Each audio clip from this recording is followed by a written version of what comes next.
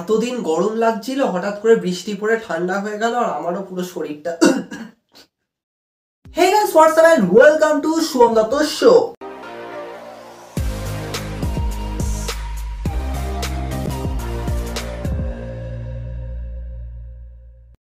So ইন্ডিয়াতে চলে এসছে রেসলিং ম্যাগাজিন। হ্যাঁ, স্পোর্টস ম্যাগাজিন তো রয়েছে, কিন্তু রেসলিং ম্যাগাজিন দেখো, সত্যি বলতে গেলে আমি এটা দেখেছি যে অন্যান্য কান্ট্রিতে অনেক কিছু পাওয়া যায়, কিন্তু ইন্ডিয়ার মধ্যে রেসলিং ম্যাগাজিন এটা সত্যি ফ্যান্সদের কাছে একটা আলাদাই এক্সাইটমেন্ট। হ্যাঁ, আমরা ছোটবেলায় তো প্রচুর ট্রাম্প কার্ড খেলেছি, কিন্তু এইটা একটা আলাদাই অনুভূতি। আর দেখো, এবছরটা সত্যি আমাদের কাছে স্পেশাল। হ্যাঁ, আমি কখনোই বলবো না জন সিনার ফেয়ারওয়েল ট্যুর, কারণ উনি যা দিচ্ছেন কিছু বলার, क्योंकि मैं चूतिया हूं, मेरा दिमाग चूतिया है।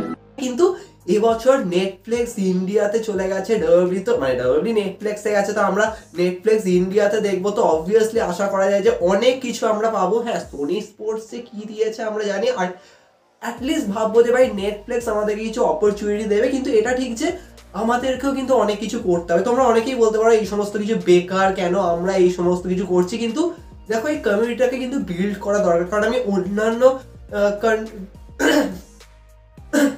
আমি অন্যান্য অনেক কান্ট্রিতে দেখি যে, হ্যাঁ দেখো, আমি যখন সোশ্যাল মিডিয়ায় তোমরাও দেখবে তখনও দেখতে পাবে যে অনেক সুপার স্টোর থেকে শুরু করে অনেক কিছু থাকে, কিন্তু ইন্ডিয়ার মতো দরকার তেমনই দেখবে যে লাস্ট কয়েক বছরে কি হয়েছে। আমরা ফ্যান্স ইভেন্ট পেয়েছি, ওয়াচ পার্টি পেয়েছি, কত কিছু পেয়েছি। তো এটাও একটা নতুন উদ্যোগ যে আমরা একটা ম্যাগাজিন পাচ্ছি। তো অবভিয়াসলি তোমরা যদি ফিল করতে চাও তাহলে চলে যাও রেসেল চ্যাটারের চ্যানেলে, সেখান থেকে কিনতেই পারো। MEM মেন ইভেন্ট মান্থলি, তো অবভিয়াসলি হিউজ ব্যাপার। কিন্তু হ্যাঁ, আমরা আর কি বলবো ভাই, ফিল করার কিছু নেই, মানে আমরাই ফিল করিয়ে যাচ্ছি। তোমরা বলবে ভাই WrestleMania ট্রিপল এইচ এত আনপ্রেডিক্টেবল করার চক্করে, মানে হ্যাঁ, তোমরা অনেকে হয়তো কমেন্টে এটা লিখবে যে তোমার ফেভারিট ম্যাচ অফিসিয়াল হয়ে গেছে। হ্যাঁ, MJF আর হ্যাংম্যান অ্যাডাম পেজের ম্যাচ অফিসিয়াল হয়ে গেছে। আর সত্যি দেখো, এই ম্যাচটা তো মানে হ্যাঁ, কারেন্ট টাইমে এটারই হাইপ সব থেকে টপ লেভেলে। অনেকে বলছে AEW ডায়নামাইট দেখো কি মানডে নাইট রতে খালি ঘষেই যায়। দেখো আমি দেখি, আমি অবজার্ভ করি, কিন্তু হ্যাঁ, আমি পুরো ডিটেলসে ভিডিও আনি না, কারণ আমি স্টোরি লাইনগুলোকে ডিসকাশন করবো। কারণ MJF আর হ্যাংম্যান অ্যাডাম পেজ এই স্টোরি লাইনটা একটা আলাদাই লেভেলে যাবে, তো সেটাকে ফিল তো করতে হবে। কিন্তু এই এপিসোডে গাইস আমরা ডিসকাস করব এলিমিনেশন চেম্বার 2025 কে নিয়ে। দেখো, এলিমিনেশন চেম্বার অবভিয়াসলি ফিল দিচ্ছে। দেখো, WrestleMania কোনো হাইপ নেই সেটা বুঝতেই পারছি, কিন্তু এলিমিনেশন চেম্বারের হাইপ আছে। আর যদি তোমরা এটা বলো যে হ্যাঁ, আমরা এখন এলিমিনেশন চেম্বারকে নিয়ে কথা বলছি, এরপরে WrestleManiaকে নিয়ে কথা বলবো, তাহলে তো অনলি থিং এটাই বলতে হয় যে সেই মানুষটা কি তাহলে সত্যি আসছে। দেখো, অনেকে না অনেক কথা বলছে এলিমিনেশন চেম্বারে নাকি 7 স্পট হবে, লাস্টে কেউ একজন ঢুকবে। এর যেমন সেই সময় সে ঢুকে গেছিল একজনকে পিটিয়ে, মানে কোফি কিংস্টনকে পিটিয়ে, তাহলে কি এরকম কেউ হবে যে ঢুকে গেল মাল আমার মর্জি, আমি ফাইনাল বস? দেখো, এরকম কিছু হবে না, এতটাও আশা রেখো না। হ্যাঁ, ট্রিপল এইচ বোম ফাটায় ঠিকই, কিন্তু এরকম বোম মানে কি বলবো, মানে এক্সপেকটেশন রাখাই যায় না। মানে আমরা কখনো ভেবেছিলাম যে জে উসো জিততে পারে। দেখো, ওনাকে আমি ক্রিটিসাইজ করছি না, ঠিক আছে, জে উসো জিতেছে, গুন্থার বলছে ধুন মাল আমি চাই না ওর সাথে ম্যাচ খেলতে, কেন মাল উঠে এসছে, এরকম ব্যাপার। মানে চ্যাম্পিয়নই চায় না, মানে উঠতে বসতে চাটনার কি বলবো। মানে সত্যি ভাই, ট্রিপল এইচ নিজে একটা মেন ইভেন্ট বুক করেছে, এটার কোনো হাইপ নেই, ফ্যান্সরা কেন খেপে যাবে না? মানে আমার কথা হচ্ছে কেন খেপে যাবে না। কিন্তু হ্যাঁ, আশা করা যায় যে এলিমিনেশন চেম্বার 2025 দুটো এলিমিনেশন চেম্বার ম্যাচ। একদিকে যদি আমি ওমেন্স এলিমিনেশন চেম্বার ম্যাচকে নিয়ে যদি প্রথমে কথা বলি যে হ্যাঁ, যে জিতবে সে রিয়া রিপ্লিকে ফেস করবে, তো এখান থেকে আমি কি ভাবো যে কারা জিততে পারে, মানে কারা মানে একজন জিতবে, কিন্তু আমি র্যাঙ্কিং করবো যে কে সব থেকে উপরে রয়েছে, টপ 3 কাদের চান্সেস বেশি আছে। দেখো, সব থেকে নিচে আমি রাখবো নিয়মি, কারণ তাকে জাস্ট রাখতে হয় এরকম। কিন্তু হ্যাঁ, ওই যে বললাম ইনভেস্টিগেশন, ওই যে পুরো গোড়ায় গন্ডগোলের সিনটা করার জন্য নিয়মিকে রাখা হয়েছে, কিন্তু জিতবে না সেটা বোঝাই যাচ্ছে। তার উপরে আমি রাখবো বেলিকে। তোমরা বলবে ভাই বেলি আগের বছর WrestleMania টাইটেল ক্যাপচার করলো, ঠিক আছে, কিন্তু বেলিকে আমি কি কেন ভাই, ইও স্কাই কোথায় গেল ভগবান জানে, এরকম সিন হয়ে গেছে। কিন্তু ঠিক আছে, বেলিকে আমি তার উপরে রাখবো। তার উপরে যাকে রাখবো আমার মনে হয় হ্যাঁ, এই সময় দরকার তাকে অ্যাটেনশন দেওয়ার, কিন্তু বোঝাই যাচ্ছে তার এলিমিনেশনটা এমন ভাবে হবে সেখান দিয়ে পুরো ঘাপা, মানে ওখান দিয়ে স্টোরি লাইন লিড করবে, সেটা হচ্ছে আমাদের রক্সান পেরেস। দেখো, রক্সানকে অবভিয়াসলি মেন রস্টারে এনেছে, মানে একটা অ্যাটেনশন দেবে, যেমন আগের বছর আমরা টিফিনিকে দেখেছিলাম, তো ওই রকমই ফিলটা দেওয়া হবে।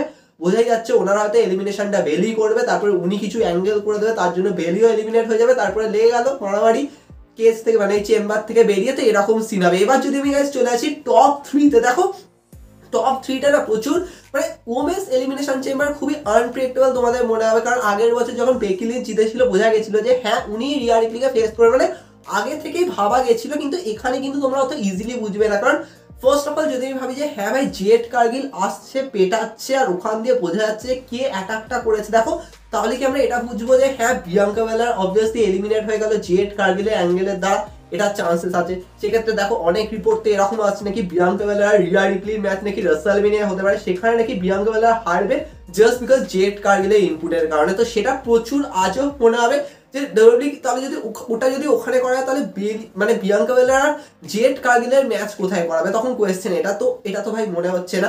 সেক্ষেত্রে আমার মনে হয় যে হ্যাঁ বিয়াঙ্কা বেলার এলিমিনেশনটা হয়ে যাবে, ওনার জেতার কোনো চান্স নেই। এবার চলে আসছে আমাদের দুটো নামের মধ্যে থাকে, একটা হচ্ছে অ্যালেক্সা ব্লিস। আর অনেকে এটা ভাবছে ভাই অ্যালেক্সা ব্লিসের এলিমিনেশনটা কিভাবে হবে, কারণ ওনার কিন্তু এখন কোনো ওইরকম কোনো স্টোরি লাইন লাগছে না যে কারোর সাথে রয়েছে। হ্যাঁ তোমরা বলতেই পারো লিভ মর্গান তো রয়্যাল রাম্বলে এলিমিনেট করে দিয়েছিল, কিন্তু আমার কেন জানি মনে হচ্ছে হোয়াইট সিক্স এখন কোথাও নেই। তো হঠাৎ হতে পারে যে পুরো সিনারিওটাই ক্রিয়েট হবে যে হ্যাঁ হোয়াইট সিক্স বেরিয়ে আসবে, অ্যালেক্সা ব্লিসের উপর অ্যাটাক করবে, মানে হতে পারে যে নিকি ক্রসই অ্যাটাক করলো, তো এখানে একটা মাইন্ড গেমের অ্যাঙ্গেল চললো, সেখান দিয়ে অ্যালেক্সা ব্লিস এলিমিনেট হয়ে গেল। কারণ দেখো সিম্পল ব্যাপার, যদি অ্যালেক্সা ব্লিস জিতে যায় তাহলে আমরা কি ভাবো যে উনি রিয়া রিপ্লিকে ফেস করছেন, যেখানে উনি এখন স্ম্যাকডাউনে আছেন। তো কিছু জিনিস কিন্তু আমাদেরকে কানেক্ট করতে হবে। তো সেক্ষেত্রে তো মনে হচ্ছে না যে অ্যালেক্সা ব্লিসের চান্স আছে এলিমিনেশন চেম্বার জেতা। তো অনলি এখন একটাই নাম পড়ে থাকছে। আর তোমরা বলবে যে আমরা কেন দেখবো, কারণ আমরা আগের বছর ঠিক আছে চলো দেখেছি এদের দুজনের স্টোরি লাইন, কেন আমরা রাসেলমেনিয়া জেতা দেখবো? তাহলে আমি বলি যে অনেক কিছু কিন্তু কানেক্ট হয়ে যাবে। আর আমরা কথা বলছি তাহলে কি সত্যি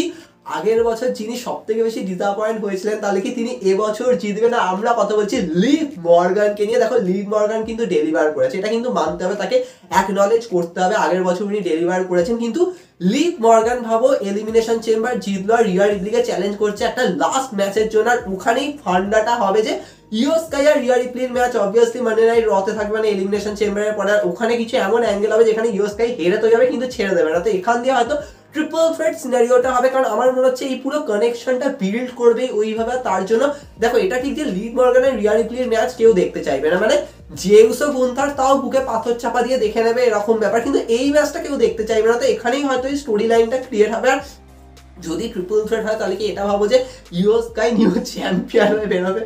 হতেই পারে, কিন্তু দেখো এটা একটা ইন্টারেস্টিং ফ্যাক্টর হতে পারে। তবে তোমাদের কি মনে হচ্ছে, তোমাদের কি প্রেডিকশন কমেন্টে জানাতে পারে। এবার যদি আমি চলে আসি আমাদের মেন্স এলিমিনেশন চেম্বার ম্যাচ, যে জিতবে সে কোডিকে ফেস করবে WrestleMania 41 night two main event. কথা হচ্ছে ভাই night two main event Cody করছে, তো হ্যাঁ করছে এইটুকুনি, কারণ রক মাঝখানে কিছু না কিছু অ্যাঙ্গেল যদি করে দেয় বা তবে এখান দিয়েই সিনারিও স্টার্ট হচ্ছে। কারণ রক কি সত্যি লাস্ট মোমেন্টে আসতে পারে এলিমিনেশন চেম্বারে এসে মানে পুরো ধামাকা করতে পারে? ইভেন হতেই পারে যে উনি হয়তো ফেস টু ফেস করলে এলিমিনেশন চেম্বারের উইনারের সাথে। তো সেখান দিয়ে বল তুই কোথা থেকে এলি? আমি তো কবে থেকে কোডির সামনে এসে দাঁড়িয়েছিলাম, আমি বলেছিলাম যে কোডিকে ফেস করবো, তুই কোথা থেকে জুটে আসবি? এরকম ব্যাপার তো সিন এরকম হতে পারে, সেটাকে আমি পরে ডিসকাশন করবো। কিন্তু তোমরা অনেকে বলছো এখানে তো হতেই পারে যে রোমান রেন্স লাস্টে কাউকে পিটিয়ে দিয়ে ঢুকে গেল। ভাই এখানে যতজন সুপারস্টার রয়েছে কোনো একজনকে পিটিয়ে কেউ ঢুকবে এটা প্রচুর ইম্পসিবল মনে হচ্ছে। কিন্তু হ্যাঁ যদি আমি দেখি যে কাদের জেতার চান্সেস বেশি আছে, দেখো আমি সব থেকে নিচে যার নাম রাখবো, মানে সত্যি বলতেই কেমন লাগছে, সে হচ্ছে আমাদের সেথ ফ্রিকেন রলিন্স। তো সেথ রলিন্সের চান্সেস খুবই কম, বুঝতেই পারছো, কারণ ওনাকে জেতার কোনো মানে হয় না। এখন ওনার স্টোরি লাইন, ওনার এলিমিনেশন এখন রোমান রেন্সের হাতে হচ্ছে, তো সেই সিনারিওটা কিন্তু খুবই ইন্টারেস্টিং। এর ওপর আমি যার নাম রাখবো, দেখো আমার তো মনে হয় না এরকম, মানে অবভিয়াসলি ভাই ইনি জিতবেন না, সেটা হচ্ছে ডেমিয়ান প্রিস্ট। কোনো মানে হয় না, বেশি ডিসকাশনও করা যায় না। হতেই পারে যে ডেমিয়ান প্রিস্ট হয়তো কোনোভাবে ড্রু ম্যাকিন্টারকেও তো এলিমিনেট করতে পারে, বা ড্রু হয়তো ডেমিয়ান প্রিস্টকে এলিমিনেট করতে পারে। তো এরকম ব্যাপার। এখন যদি এদের স্টোরি লাইন রাসেলমেনিয়া যায় তো ভগবান কি করবে আমি জানি না ভাই, কি বানাচ্ছে ট্রিপল এইচ ভগবান জানে। কিন্তু এটা আমার মনে হচ্ছে, কিন্তু ঠিক আছে ডেমিয়ান প্রিস্ট এলিমিনেট হয়ে গেল, ডেমিয়ান প্রিস্টের জেতার কোনো চান্স নেই। এরপরে আমি যার নাম রাখবো সেটা খুবই ইন্টারেস্টিং নাম। অবভিয়াসলি তোমরা বলবে যে এর তো ঘন্টা ভাই রাখতে হয়, রেখেছে এরকম, সে হচ্ছে লোগান পল। দেখো একদমই ভেবো না যে লোগান পল জিতবে না, কিন্তু জিতবে না অবভিয়াসলি। হ্যাঁ লোগান পল ফাইনাল মানে লাস্ট সিনারিওতে থাকবে, কিন্তু ওনার এলিমিনেশনটা এমন ভাবে হবে সেটাই ওনাকে খেপিয়ে দেবে না। তারপরে ওয়ান লাকি শট একটা ব্রাশ নাকেল দিয়ে পড়বে, যেমন আগের বছর রেন্ডি অর্টনকে মেরেছিল, তো ওই রকম সিন করে যাকে এলিমিনেট করবে। তোমরা অনেকে বলবে সেটা কে হতে পারে? দুজনের নাম এখন সামনে আসছে, এক তো হতে পারে জন সিনা অথবা সিএম পাঙ্ক, কারণ লোগান পল আর সিএম পাঙ্কেরও নাকি ম্যাচ ভাবা হচ্ছে রাসেলমেনিয়া হবে। দেখো যদি সেটা হয় তাহলে অনেক কিছু কিন্তু কানেক্ট হবে, কারণ একদিকে রোমান রেন্স তবে সেথকে পিটিয়ে চলে গেল, সিএম পাঙ্কের ওপর ওনার কোনো কিছু নেই, এরকম হতে পারে। সেতে এলিমিনেশনটা হয়তো অন্য কেউ করে দিলে, এরকম ব্যাপার হতেই পারে যে ড্রিউ ম্যাকিন্টার পিন করলো বা লোগান পল পিন করলো, কারণ উনি তো হিল।